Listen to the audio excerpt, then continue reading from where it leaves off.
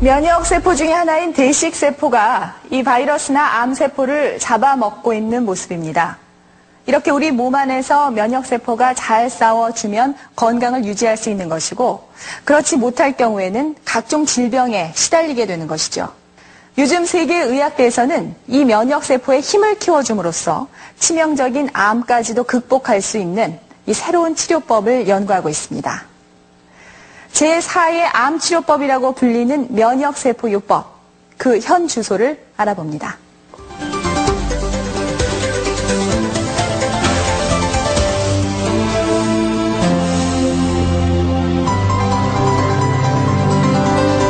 무려 10억 개의 암세포가 뭉쳐 있어야 한다.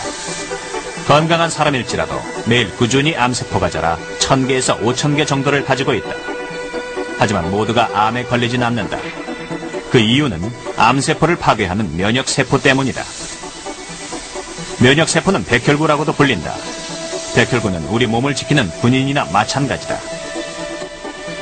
백혈구에는 여러 가지가 있는데 그중 림프구는 특공대처럼 빠르고 정확하게 암세포와 바이러스를 죽인다. 림프구는 다시 B세포나 T세포, NK세포로 나뉜다. B세포와 T세포는 암세포에 대한 정보가 있어야만 싸울 수 있다.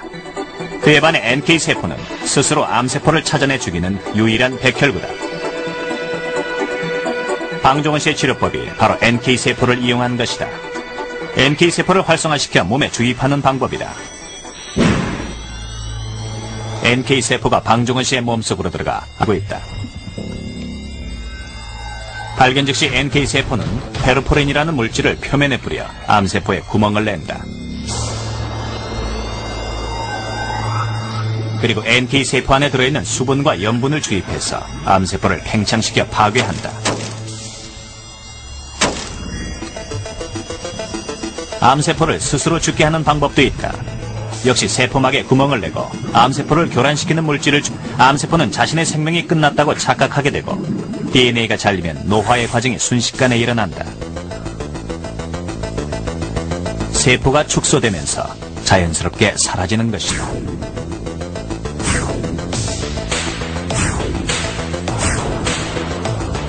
건강한 사람의 몸 안엔 약 1억 개의 NK세포를 포함해 총 수십억 개의 면역세포가 있다.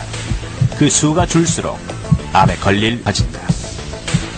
골수 이식을 받거나 장기 이식을 받거나 항암 치료를 받은 환자들에게 있어서 골수의 면역세포가 감소하기 때문에 그 면역 기능이 감소할 수 있다고 보고가 되고 있습니다. 그리고 특히 암 환자인 경우에 있어서는 골수의 면역세포가 숫자가 충분하다 하더라도 그 기능이 감소하기 때문에 암을 극복하지 못하는 그런 결과를 초래하는 것으로 알려져 있습니다.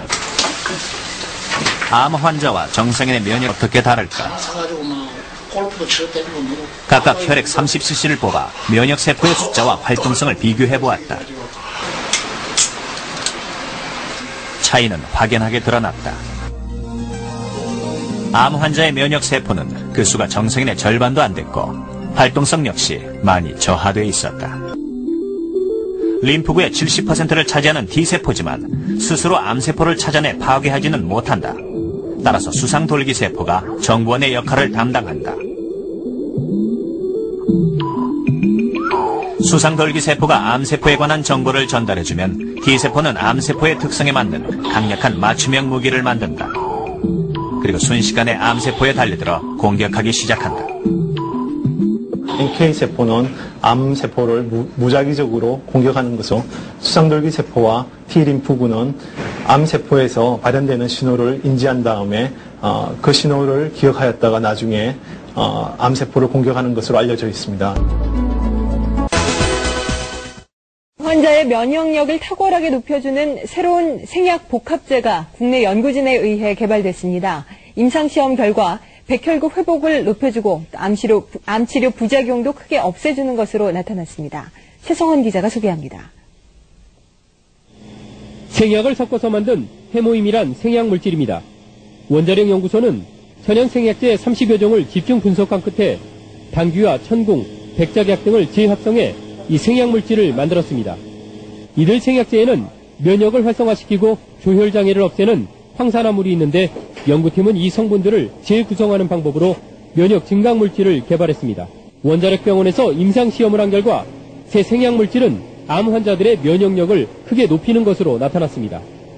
유방암과 자궁암 환자 각각 12명에게 새 생약물질을 복용시켰더니 모두 회복 속도가 60% 정도 빨라졌습니다. 특히 이 생약 복합제는 암 치료에 따른 염증이나 구토 같은 부작용을 크게 줄일 수 있는 것으로 나타났습니다.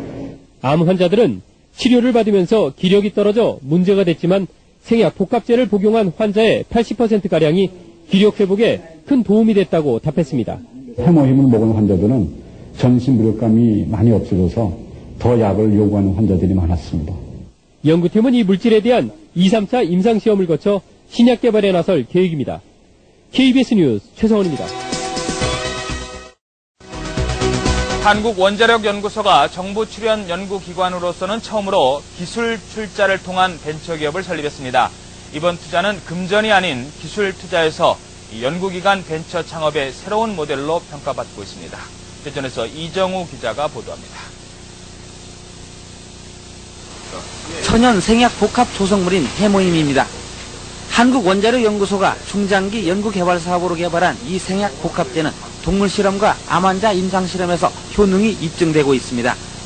이 물질은 임상 실험 결과 면역세포 회복 증진과 염증 등의 부작용 억제 효과가 뛰어나고 방사성 치료에 의한 암 발생 억제 효과도 60% 이상 높은 것으로 확인됐습니다. 암 환자 치료 시에 보조제로 활용할 수 있는 것뿐만 아니라 성인병이나 만성질환 환자들에서 면역 조절 기능 회복에 아주 잘 활용될 수 있을 거로 생각이 됩니다. 이 연구 성과물이 기술 출자 형태로 산업체에 이전돼 벤처기업으로 다시 태어났습니다. 이번 기술 출자는 한국원자력연구소가 직접 벤처기업에 공동으로 참여하는 방식으로 그동안의 단순한 기술 이전과는 다릅니다. 정부 출연 연구기관의 기술 출자로 탄생한 벤처기업의 공식 출범은 연구 성과물에 대한 새로운 장을 열고 있습니다. 정부 지원만을 받는 연구소에서 탈피해 연구 성과물의 상용화, 산업화를 통해 경쟁력을 강화하고 이익금을 환수해 연구 기반 확충에도 도움을 줄 수 있다는 설명입니다. 연구자들이 더 용기를 가지고 더 좋은 연구 성과 내고 성과가 나오는 대로 민간에 이렇게 기술을 넘겨줘서 민간이 또 새로운 기업을 자꾸 창출하는 그런 아마 좋은 전기를 마련했다고 이렇게 봅니다. 기술 투자 벤처기업은 금전 등 실물 자산이 아닌 특허와 실용신안 등 기술 투자로 이루어지기 때문에 연구기관 벤처 창업의 새로운 모델로 평가받고 있습니다. YTN 이정우입니다.